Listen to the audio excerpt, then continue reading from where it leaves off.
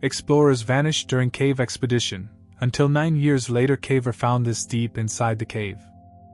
The last photograph of the Black Hollow expedition team showed 6 smiling faces, headlamps gleaming against the limestone entrance of what locals called the cave that breathes.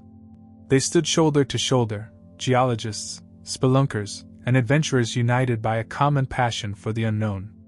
In the corner of the frame, partially hidden behind equipment, stood Michael Reed, his thumb up in a gesture of confidence that would haunt his younger brother Daniel for years to come. That photograph circulated in newspapers for weeks after their disappearance, eventually fading from the public's memory just as the search parties had faded from the dense forests surrounding Black Hollow. 6 explorers had entered the cave system. None had emerged. The official report cited treacherous conditions, possible underwater passages, and the labyrinthine nature of the caves as factors in what was deemed a tragic accident. Case closed. But not for Daniel Reed. 9 years later, on a crisp autumn morning when fog clung to the mountainside like a shroud, Daniel pulled his weather-beaten truck into the small gravel lot that marked the trailhead to Black Hollow. The lot was empty, just as he'd hoped. Nobody came here anymore. The place had earned a reputation, whispered among the climbing community as cursed ground. Daniel sat motionless behind the wheel, staring at the forest path ahead. He'd dreamed of this moment for years, planned it meticulously, and yet now that it had arrived, his hands trembled against the steering wheel. In the passenger seat lay an open folder containing documents he'd collected over the years: topographical maps, geological surveys, copies of the official search and rescue reports, and that final photograph, worn at the edges from constant handling. "I'm coming, Mike," he whispered, reaching for his backpack. The hike to the cave entrance took 2 hours. Daniel moved with purpose, checking his GPS periodically against the maps he'd memorized. The forest had reclaimed parts of the trail, nature asserting its dominance in the absence of human visitors.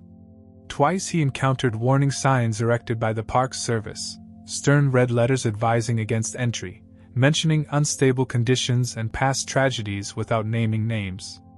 Daniel ignored them. When he finally reached the cave entrance, he paused to catch his breath. The gaping mouth in the mountainside seemed to evaluate him, dark and imposing. Cool air flowed outward, carrying the scent of wet stone and something else, something mineral and ancient. The cave that breathes.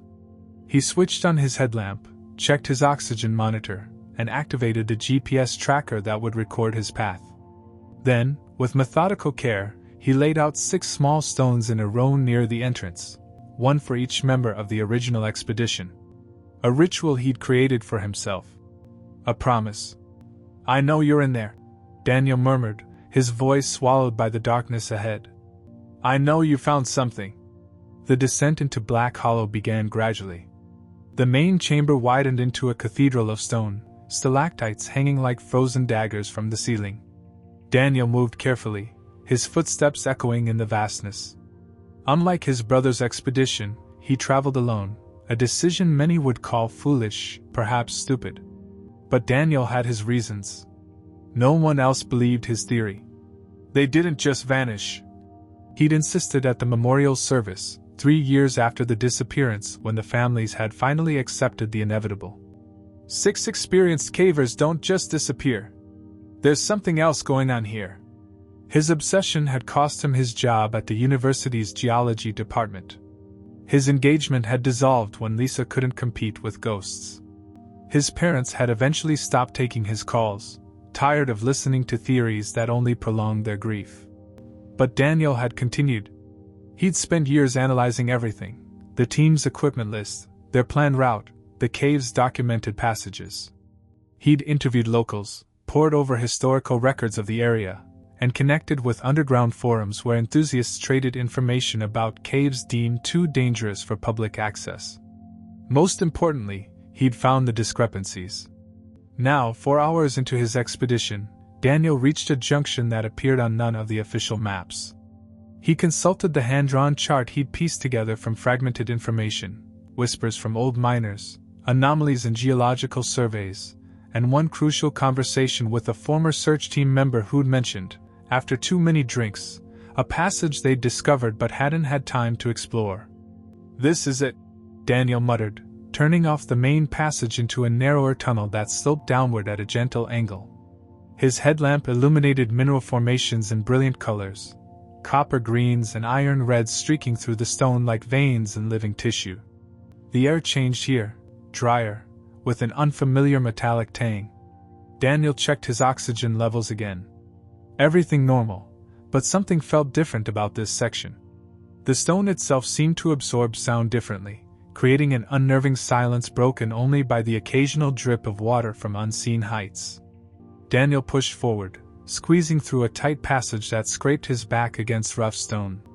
His backpack caught momentarily, and panic fluttered in his chest before he managed to free himself with a sharp tug. The passageway suddenly opened into a small chamber where the ground sloped sharply downward. And there, barely visible in the shadows beyond his headlamp's reach, was the unmistakable sign of human presence, a piton driven into the rock wall, its metal surface dulled by time but still intact. Beside it, faded but legible, was a marking in yellow survey paint, the kind his brother's team had carried. Daniel's heart hammered against his ribs. "I knew it," he whispered, his voice cracking with emotion.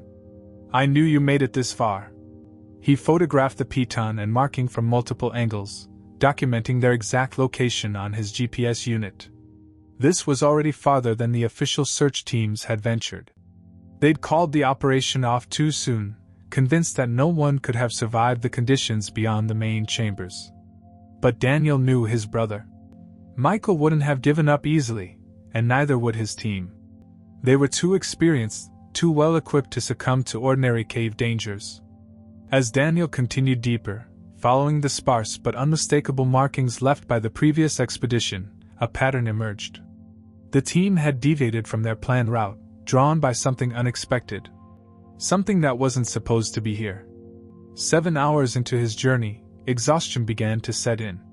Daniel stopped to rest, consuming an energy bar and sipping sparingly from his water supply. He'd planned for a 15-hour exploration before returning to the surface, longer than safety protocols recommended for a solo caver, but necessary for what he needed to accomplish. In the silence of his break, Daniel retrieved a waterproof pouch from his inner pocket. From it, he withdrew a worn photograph, different from the one that had circulated in the press. This one showed just two people, Daniel and Michael as teenagers, standing proudly before their first cave expedition. Their smiles mirrored each other, the genetic resemblance unmistakable despite the 3-year age gap. "I'm getting closer, Mike," Daniel said softly, tracing his brother's face with a dirty fingertip. "Whatever you found down here, I'm going to find it too."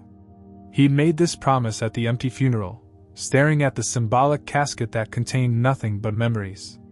He'd repeated it through years of research and planning.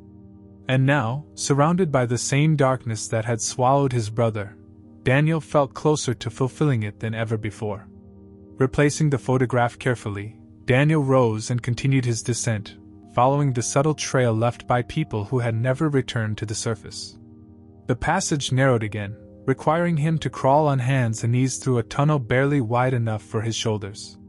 And then, without warning, his headlamp illuminated something that made him freeze in place. A solid rock wall blocked the passage completely, but this was no natural formation. The stones were deliberately placed, fitting together with unsettling precision. And there, pressed into the hardened clay between the rocks, was the clear imprint of a human hand. Daniel stared at the handprint, his breath coming in shallow gasps. Someone had built this wall. Someone had sealed this passage intentionally. With trembling fingers, he reached out and placed his own hand against the ancient print, a connection across time with whoever had left this final message. The clay had hardened to the consistency of stone, preserving the moment of its creation for what must have been decades, perhaps longer. But it wasn't his brother's hand. It was too small, the fingers too slender. Daniel reeled back, his mind racing. What had the original expedition discovered? What lay beyond this wall? And most importantly, had his brother and the others found a way around it? There was only one way to find out. Daniel unslung his pack and retrieved the collapsible shovel he'd brought. The wall looked solid but aged. With careful effort, he might be able to create an opening without causing a collapse. As he positioned the blade against a promising seam between stones, something caught his eye: a small gap near the floor, where time or geological shift had created a space between rock and ground. Daniel directed his light into the opening. At first, he saw nothing but darkness. Then, as he adjusted his position, the beam reflected off something smooth and manufactured, something that didn't belong in a natural cave. He reached into the gap, fingers stretching until they brushed against what felt like fabric. Synthetic, not natural. With careful maneuvering, he managed to hook a finger around it and drag it closer. When he finally extracted the object through the narrow gap, Daniel found himself holding a weathered, dirt-encrusted climbing harness. The brand was one his brother had favored. And there, still attached to a carabiner, was a small identification tag. M. Reed. Daniel's vision blurred with tears. His hand shook so violently he nearly dropped the harness back into the darkness. 9 years of searching, of being dismissed as delusional by colleagues and loved ones, vindicated in a single moment. His brother had been here. Right here, at this wall. And somehow, he had found a way beyond it. Daniel squared his shoulders and raised his shovel once more. Whatever lay on the other side, whatever truth had been concealed by stone and silence, he would uncover it. For Michael. For the team. And for himself. It took Daniel 3 hours of careful excavation before the ancient wall gave way. He worked methodically, removing one stone at a time, creating a pile of debris behind him while monitoring the ceiling for signs of instability. When the final stone tumbled free, a rush of stale air escaped from the darkness beyond, carrying the unmistakable scent of metal and machinery, entirely out of place in the natural limestone formations he traversed until now. "What the hell?" Daniel whispered, aiming his headlamp through the opening. The narrow beam revealed something that stopped his breath entirely. Not another natural cave passage, but a perfectly cylindrical tunnel reinforced with rusted metal supports. The floor was flat and even, lined with narrow-gauge tracks that disappeared into darkness. This wasn't formed by water and time, this was man-made. Daniel squeezed through the opening, his pack scraping against the edges of the hole he'd created. As he straightened on the other side, his light revealed the true nature of what lay before him: an abandoned mining shaft, expertly constructed and clearly designed for industrial use. The tracks were for mining carts, and the metal supports, though now flaking with rust, had once held the weight of a mountain at bay. "This isn't on any map," Daniel muttered, consulting his GPS unit only to find its signal had weakened to near uselessness this deep underground.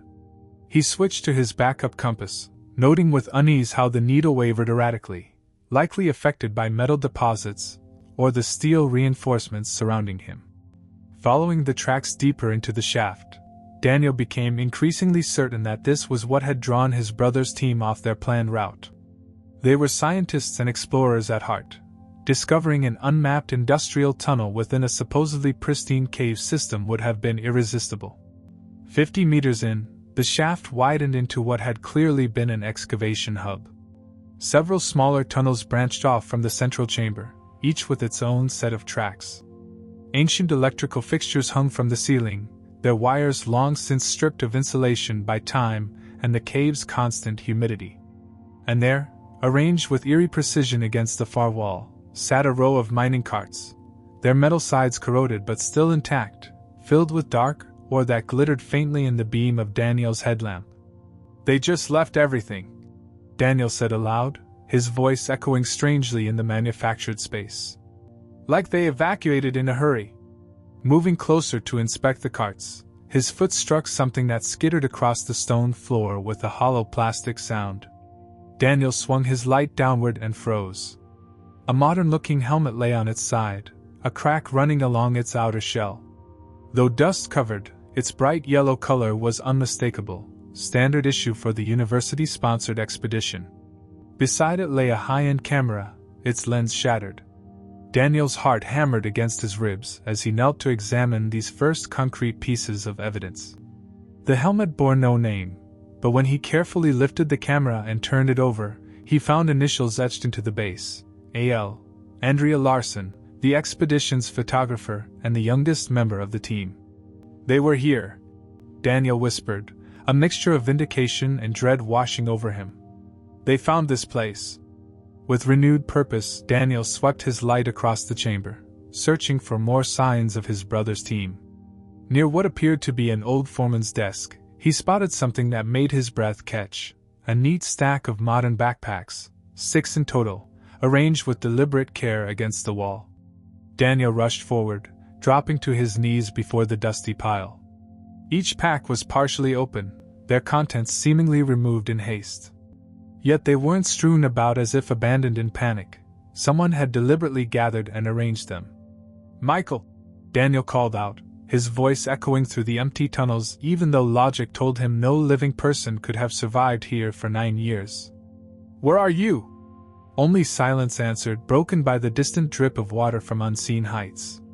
With trembling hands, Daniel examined each backpack, identifying them by the personalized tags and equipment choices he knew from studying the expedition logs.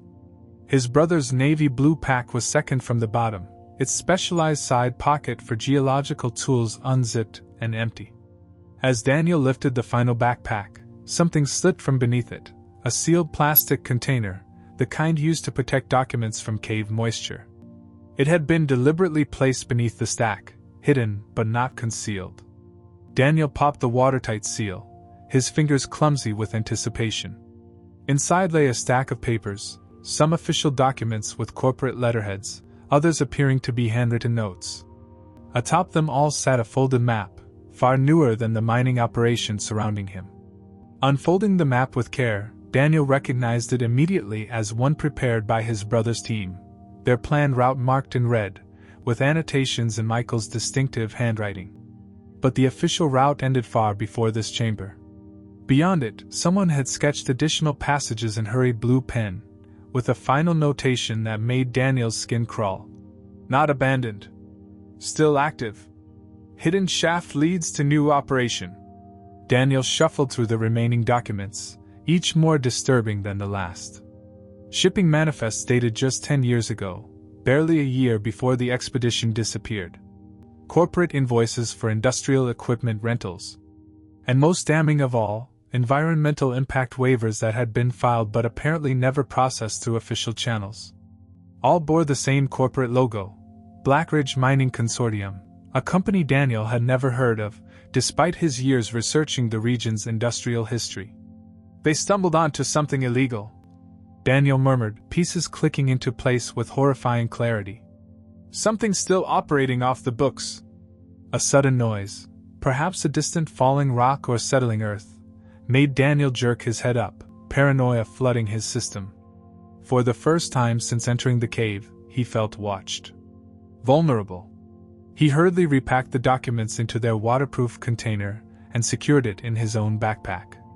Further exploration of the chamber revealed more modern equipment mingled with the ancient mining tools, specialized drills, electronic testing equipment for mineral composition, and most tellingly, a sophisticated air quality monitor manufactured only 11 years ago. Someone had been operating here recently, using the abandoned historic mine as cover for something new. And Daniel's brother's team had stumbled right into it. As Daniel prepared to explore one of the branching tunnels, his light caught something he'd initially overlooked: a thin line of disturbed dust leading from the backpacks toward the smallest of the secondary shafts. Following it with his light, he noticed faint footprints preserved in the fine silt covering the stone floor. 6 sets of prints leading into the tunnel. None coming back. Whatever happened to his brother and the others, the answer lay deeper in this impossible place that wasn't supposed to exist. Daniel checked his oxygen levels and water supply. He had enough for several more hours if he was careful. Adjusting his pack and gripping his light more firmly, he stepped onto the narrow tracks leading into the smallest tunnel, following the ghostly footprints of people who had vanished from the world 9 years ago. Behind him, unnoticed in the shadows above the main chamber, a tiny red light blinked once, then steadied into an unwavering glow. The narrow tunnel stretched before Daniel like a throat, swallowing him deeper into the mountain's forgotten secrets. Every few meters, his light caught the glint of modern survey markers. His brother's team had methodically documented their path. They'd been following protocol, doing everything by the book. They hadn't been reckless, they'd been thorough. Which made their disappearance even more suspicious. The deeper Daniel ventured, the newer the infrastructure became. Rusted supports gave way to more recent installations. Electrical conduits appeared along the walls, some with remnants of modern plastic casing. This wasn't just an abandoned historical mine, parts of it had been recently maintained. 20 minutes into the secondary tunnel, Daniel's headlamp illuminated something that made him stop short, a small leather-bound book, half buried in silt. He crouched, carefully extracting it from the packed earth. The cover was weathered but intact, protected by its watertight design. A field journal, standard equipment for geological expeditions. Daniel's throat tightened as he recognized the careful handwriting on the first page. Property of Dr. Sarah Chin, Black Hollow Expedition. Sarah had been the team's senior geologist and his brother's closest colleague. Her meticulous documentation was legendary within the department. If anyone would have recorded what happened, it would be her. Daniel flipped to the final entries with trembling fingers. The penultimate page documented normal expedition findings, mineral compositions, formation analyses, routine measurements. But the final entry, dated the day of their disappearance, told a different story. Day 7. Section E. M believes we've found something extraordinary. Not just the cave system, but what's inside it. We've discovered what appears to be an active mining operation using the historical tunnels as cover. Modern equipment hidden within ancient chambers. Unauthorized extraction of. The writing became hurried, the normally precise letters slanting with urgency. We've just heard voices. Not echoes. Actual voices and machinery from deeper in the restricted section. Michael wants to investigate, document everything. Cameron disagrees, says we should return to the surface, report this to authorities. We've voted 4-2 in favor of gathering more evidence before leaving. I'm uneasy about this decision. The final entry chilled Daniel to the core. They found us. Men in unmarked gear. They claim this is private property, but showed no permits. They're escorting us to speak with management. Michael palmed this journal to me, asked me to hide it if possible. Something isn't right. It found, the Blackridge Consortium is operating an illegal rare earth element extraction site in violation of federal regulations, protected wilderness statutes, and safety protocols. The environmental damage could be catastrophic if. The entry ended mid-sentence. The next pages were blank. Daniel closed the journal, his hands shaking not with grief now but with rage. His brother's team hadn't gotten lost or suffered an accident. They'd been intercepted, captured by people who had every reason to want their discovery kept quiet. They were silenced. Daniel whispered, the terrible truth crystallizing in his mind. Carefully stowing the journal in his pack alongside the other evidence, Daniel pushed forward with new urgency. The tunnel widened into another chamber, this one clearly of more recent construction. Modern support beams reinforced the ceiling, and the remnants of temporary lighting systems hung from hooks embedded in the rock. In the center stood a portable desk, the kind used at remote construction sites. Atop it, Daniel found more damning evidence, geological surveys dating back decades, property acquisition documents with suspicious amendments, and most disturbing, paperwork detailing chemical compounds used in the extraction process, many flagged with hazard warnings. A map on the wall confirmed his worst fears. The mining operation extended directly beneath a protected watershed that supplied drinking water to 3 counties. The extraction chemicals listed in the documents were known groundwater contaminants, capable of causing severe health issues if they leached into the water table. This wasn't just about profit, Daniel realized. This was potential mass poisoning. He photographed everything meticulously, building an evidence file that would be impossible to dismiss. But the central question remained unanswered: what had happened to his brother and the others after they were discovered? Moving toward the far end of the chamber, Daniel's light caught a reflection, a small metal object wedged between rocks. He pried it loose, a university ID card belonging to Cameron Wright, the expedition's safety officer. The same man who had voted against continuing their exploration. Beside where the ID had been wedged, someone had carved a crude arrow into the stone, pointing toward a side passage Daniel might otherwise have missed. The carving looked fresh compared to the surrounding geology, made recently, and with desperate haste. Following this silent direction, Daniel entered a cramped passage barely wide enough for his shoulders. The air grew noticeably thinner, tainted with an acrid chemical smell that burned his nostrils and made his eyes water. Whatever was being mined here required processing that released toxic byproducts. The passage abruptly widened into a small natural chamber. Unlike the manufactured tunnels, this appeared to be part of the original cave system. And there, illuminated in the harsh beam of his headlamp, was evidence that turned Daniel's blood to ice. A makeshift camp had been established against one wall, emergency blankets arranged in sleeping areas, water bottles long since emptied, protein bar wrappers neatly collected in a pile. 6 distinct spaces? Someone had tried to survive here. And on the wall above this desperate shelter, scratched into the limestone with what must have been the metal tip of a carabiner, was a final message. Blackridge sealed US in. Find the Northwest Passage. Tell the message ended abruptly, the rock scarred with frantic, incomplete scratches. Daniel stood motionless, the implications washing over him in a wave of horror. His brother and the team hadn't just been silenced, they'd been entombed alive. Daniel's hands trembled as he documented the makeshift camp with his camera.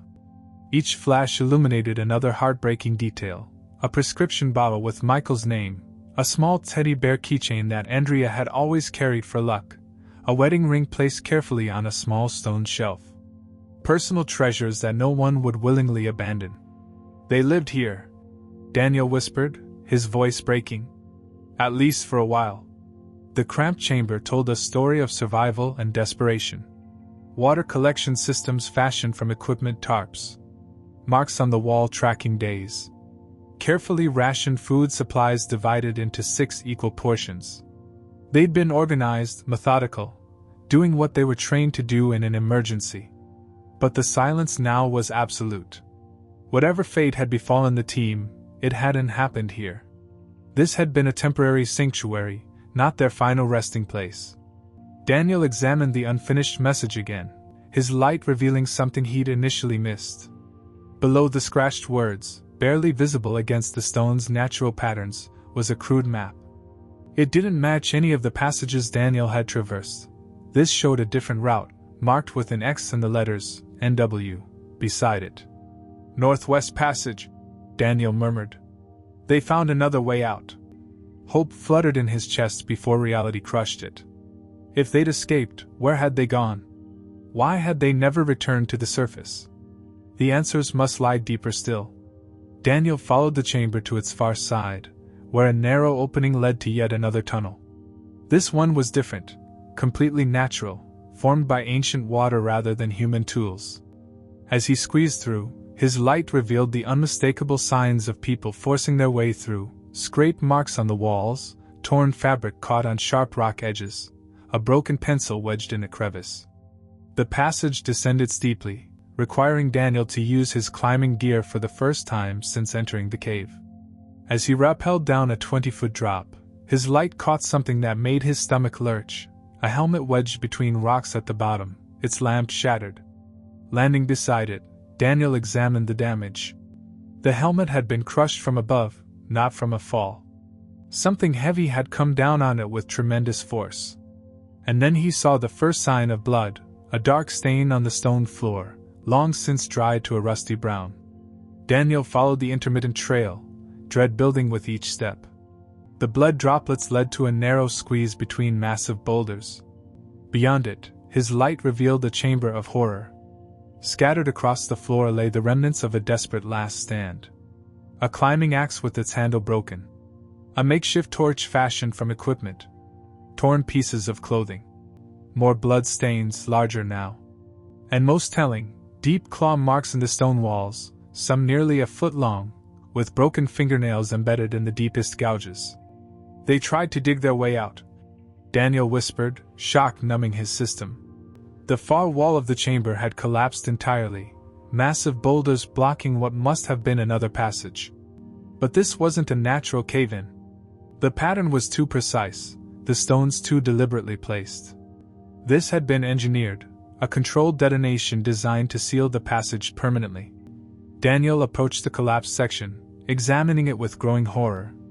On the largest boulder, clearly visible in his light, were 4 bloody handprints, different sizes, different hands. And beside them, scratched deeply into the stone, a single phrase. "They're sealing the exit. Tell the world." Daniel pressed his palm against one of the prints, a perfect match for his own hand. Michael's. His brother had stood here, bleeding, as tons of rock crashed down to entomb him and his colleagues. "Oh God, Mike," Daniel whispered, tears streaming freely now. "What did they do to you?" Searching the chamber methodically, Daniel found more heartbreaking evidence. A voice recorder, its battery long dead. Several cameras, all damaged beyond repair. And wedged beneath one of the smaller boulders, a thin metal case, the type used for storing memory cards. With trembling hands, Daniel pried it open. Inside lay 6 SD cards, each labeled with a team member's initials. Intact. Protected. Deliberate. "You knew," Daniel said aloud, his voice echoing in the chamber of death. "You knew you weren't getting out, so you made sure the evidence would." Taking a deep breath, Daniel carefully transferred the memory cards to his waterproof case. Whatever his brother and the team had documented in their final hours might be their only legacy, and the only justice they would ever receive. As Daniel prepared to retreat from the grim chamber, something caught his eye, a small opening near the ceiling, barely visible in the shadows. It wasn't a passage large enough for a person, but perhaps just big enough for sound to travel. Daniel climbed up to examine it, pressing his ear against the small gap. At first, there was only silence. Then, faintly but unmistakably, he heard it, the rhythmic mechanical sound of modern mining equipment. Not abandoned. Not historical. Active. Somewhere beyond the collapsed passage, the illegal operation continued, probably just as it had 9 years ago when it claimed 6 lives. Daniel's grief crystallized into something harder, colder. Purpose. The men who had finished his brother were still here, still profiting from their crimes. Still threatening the watershed with their toxic extraction methods. And they had no idea that their carefully buried secrets were about to be exhumed. As he turned to begin his ascent back toward the surface, Daniel's light caught movement in the shadows, so brief he might have imagined it. But the sound that followed was unmistakable. A radio crackled to life somewhere in the darkness behind him. "Security check, lower section.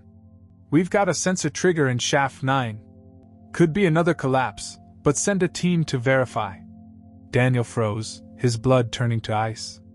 He wasn't alone in the cave system. And whoever was down here with him knew exactly where he was.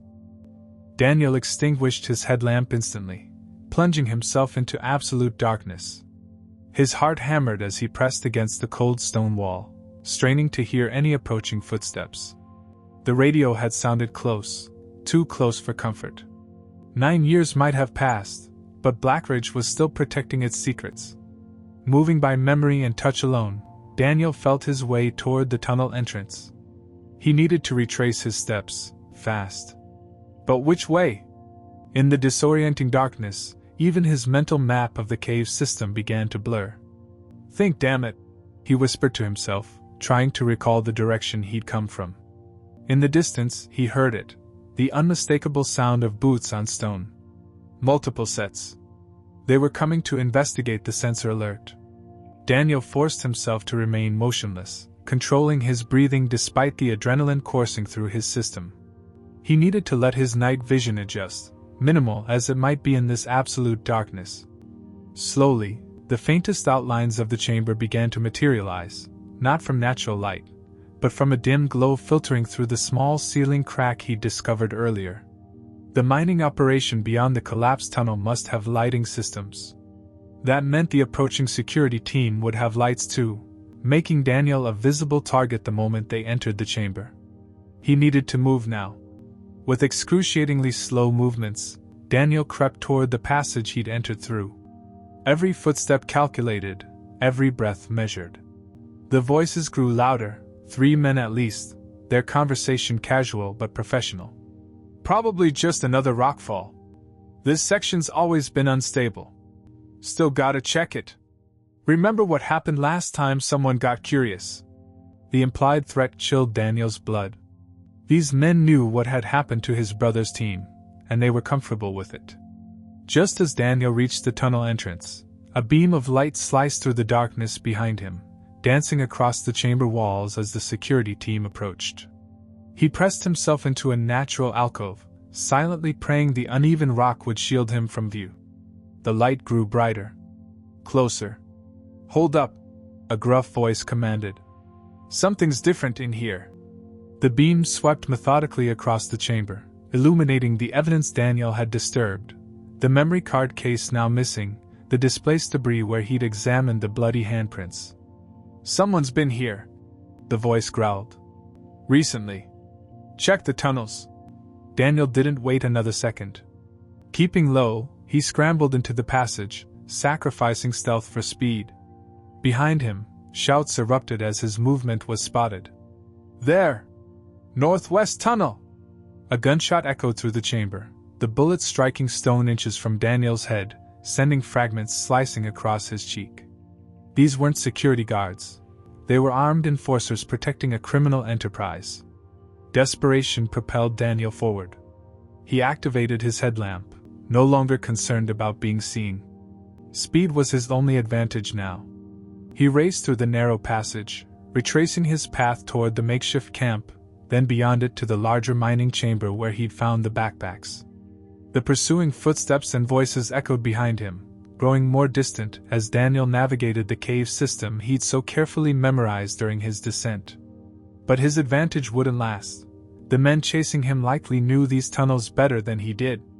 As Daniel reached the main excavation hub, he heard something that froze his blood, mechanical sounds from ahead. More men were coming from the entrance direction, cutting off his escape route. "They're boxing me in," Daniel muttered, frantically scanning for alternatives. His light caught a narrow vertical shaft in the corner of the chamber, an old ventilation tunnel with rusted metal rungs embedded in the wall. It wasn't on any of his maps, but it had to lead somewhere. Without hesitation, Daniel bolted toward it, shouts and footsteps closing in from both directions. The first rung nearly gave way under his weight, decades of corrosion weakening the metal. Daniel tested each one before trusting it with his full weight, climbing upward into unknown darkness while the sounds of his pursuers grew louder below. 20 feet up, the shaft narrowed dangerously, forcing Daniel to remove his backpack and push it ahead of him. The evidence, everything he discovered about his brother's fate and Blackridge's crimes, was more important than his own escape now. A light appeared at the bottom of the shaft. One of the men had found his escape route. "He's in the old air shaft. Cut him off at level 2. Daniel climbed faster, ignoring the burning in his muscles and the rungs that continued to crumble beneath his feet. 30 feet up, the shaft intersected with a horizontal tunnel, another mining level. Daniel hauled himself and his backpack into it just as a bullet ricocheted off the metal where his foot had been seconds earlier. This new level was different, cleaner, maintained. The air smelled less of decay and more of machinery. Modern lighting fixtures lined the ceiling, though most were currently dark. Daniel had stumbled into the active section of the mine. Distant voices echoed from multiple directions now. They were coordinating through radios, setting up a perimeter to trap him. And they were willing to use lethal force to protect their operation. Daniel ran down the tunnel, desperately seeking any path that led upward. Every instinct told him to ascend, to find a way back to the surface. But each intersection revealed only more horizontal passages or downward shafts. The mine was a labyrinth designed to confuse and trap intruders. Rounding a corner, Daniel collided with a stack of plastic containers, sending them crashing to the ground. The noise echoed through the tunnels like a dinner bell announcing his location. Within seconds, shouts and running footsteps converged toward him. Daniel's light revealed what he'd stumbled upon, a storage area for chemicals used in the extraction process. The warning labels confirmed his worst fears: highly toxic compounds, caustic acids, flammable solvents. The environmental nightmare Sarah Chin had started to document before she was silenced. And then, almost hidden behind the chemical stores, Daniel spotted it, a narrow passage marked with faded yellow paint reading, "Emergency Evacuation Route." Hope surged through him. Every active mine was required to have secondary exits for safety regulations, even illegal ones operated by people who finished witnesses. This had to lead to the surface. As Daniel squeezed into the emergency tunnel, the first of his pursuers burst into the storage area behind him. He heard shouted commands, then alarming words that sent ice through his veins. "Seal all exits. Prepare for immediate site abandonment. Protocol Black." They weren't just trying to catch him anymore. They were shutting down the entire operation. And Daniel realized with sudden clarity what that meant. They would destroy all evidence, just as they had 9 years ago. With explosives. With cave-ins. With him still inside. The emergency evacuation tunnel narrowed to a claustrophobic squeeze, forcing Daniel to inch forward on his stomach. His headlamp illuminated a disturbing truth: this passage hadn't been maintained in years. Cobwebs draped across support beams. Debris partially blocked sections. This wasn't an active escape route. It was an abandoned relic from when the mine had operated legally, decades ago. Behind him, distant thumps reverberated through the stone, the first controlled detonations as Blackridge began its evidence destruction protocol. The entire mine system would be systematically collapsed, burying their crimes deeper than any investigation could reach. Unless Daniel escaped with what he'd found. "Northwest Passage," he muttered, suddenly understanding the cryptic message his brother's team had left. This emergency tunnel must be what they'd discovered, their last hope for escape before Blackridge sealed them in. The irony wasn't lost on Daniel. He was following the same desperate path his brother had taken 9 years earlier. Had Michael made it this far? Had any of them? The passage abruptly ended at a sheer vertical shaft. Ancient rusted ladder rungs embedded in the rock continued upward for at least 100 feet. Daniel's light couldn't even reach the top. His muscles already burned from exertion and fear, but there was no choice. Up was the only option. Halfway up the shaft, a thunderous explosion shook the entire cave system. Dust and small rocks showered down as the detonations continued below. Daniel clung to the ladder, closing his eyes against the debris, praying the rungs would hold. When the tremors subsided, he continued his climb, fingers raw and bleeding, lungs burning with each breath. After what felt like hours but was likely only minutes, his headlamp revealed something above that made his heart leap, a metal grate covering the shaft's exit. Daylight filtered through the rusted bars. With renewed desperation, Daniel climbed the final distance. The grate was secured with an ancient padlock, corroded by decades of exposure to the elements. Bracing himself against the ladder with one hand, Daniel retrieved his multi-tool and jammed it into the lock mechanism, twisting with all his remaining strength until something snapped. The lock broke apart, chunks of rust falling into the darkness below. Daniel pushed against the grate with his shoulder, muscles screaming in protest. For one terrifying moment, it refused to budge, then suddenly gave way, swinging upward on hinges that shrieked from years of disuse. Daniel hauled himself out onto solid ground, gasping in the fresh mountain air as he collapsed onto a carpet of pine needles. He was in a small clearing deep in the forest, at least a mile from where he'd entered the cave. The emergency exit was camouflaged by vegetation, invisible unless you knew exactly where to look. No wonder search teams had never found it. As Daniel lay catching his breath, another explosion rocked the ground beneath him. The vibration was followed by an ominous rumbling, the sound of thousands of tons of rock collapsing as Blackridge completed its cover-up. Any evidence that hadn't already been collected was now buried under a mountain of stone. But Daniel had what he needed. His backpack contained Sarah Chen's journal, the corporate documents, the memory cards, and his own photographs and videos. Together, they told a story of corporate greed, environmental crimes that no amount of buried evidence could hide. With trembling hands, Daniel checked his GPS unit. The signal was strong again. He knew exactly where he was. The hike back to his truck would take 3 hours, but he knew these forests well enough to navigate even as daylight began to fade. 2 days later, Daniel sat in the office of Catherine Morales, an investigative journalist whose exposés on corporate environmental crimes had earned her both a Pulitzer and numerous death threats. She scrolled through the images on his camera, expression growing grimmer with each revelation. "And you're certain about all of this?" she asked, her voice professional but her eyes revealing shock at what she was seeing. 6 people died, Daniel replied, his voice steady despite his exhaustion. "My brother and his colleagues were finished because they discovered an illegal mining operation that's been poisoning the watershed for a decade. I found their evidence. I found proof of what Blackridge did to them. And I have the memory cards they left behind." He placed the metal case on her desk, the 6 SD cards inside representing his brother's final legacy. "They knew they weren't getting out," Daniel continued. "But they made sure the truth would." Catherine nodded, her journalist's instincts recognizing the gravity of what lay before her. "This will be explosive," she warned. "Blackridge has connections in law enforcement. They'll come at you with everything they have." Daniel met her gaze, the raw grief of the past 9 years hardened now into an unbreakable resolve. "Let them come," he said simply. 3 weeks later, Catherine's exposé dominated headlines across the country.